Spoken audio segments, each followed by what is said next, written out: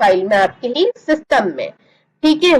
Back and में किसी भी टेक्स्ट फाइल में आप डेटा स्टोर करवाते हो तो आपको जरूरत होती है फाइल हैंडलिंग टूल्स की, जो पाइथन में है, ठीक है। अब देखो, तो यहाँ पर क्या लिखा है, एक इम्पॉर्टेंट पार्ट होता है एनी वेब एप्लीकेशन का। पाइथन में सेवरल फंक्शंस होते हैं फाइल हैंडलिंग के, फाइल को मैनिपुलेट करने के लिए। मैनिपुलेट करने का मतलब क्या होता है, क्रिएट करना, ठीक है, रीड करना फाइल को, अपडेट करना, डिलीट करना फाइल को, ये सब करने के लिए आपके पास बहुत सारे फंक्शंस होते हैं और उसके लिए आपको लगते हैं मोड्स, ठीक है।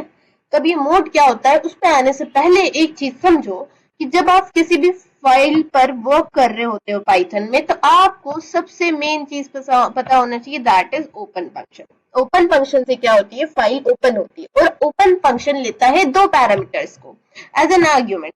अब दो पैरामीटर क्या लेगा, वो फाइल का नाम, ठीक है, और साथ साथ में उसका मोड, किस मोड पे आप काम करना चाहते हो, मतलब फाइल को ओपन करने के बाद क्या करना चाहते हो, मोड।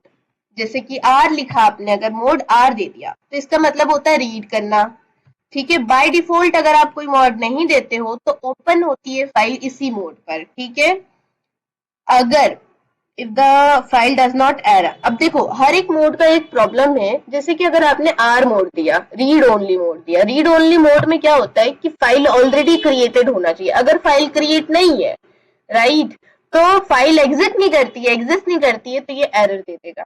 इतना समझ आया, ये एरर दे देगा अगर फाइल एग्जिस्ट नहीं करेगी तो, एग्जिस्ट नहीं करिए। अब आता है नेक्स्ट अपेंड।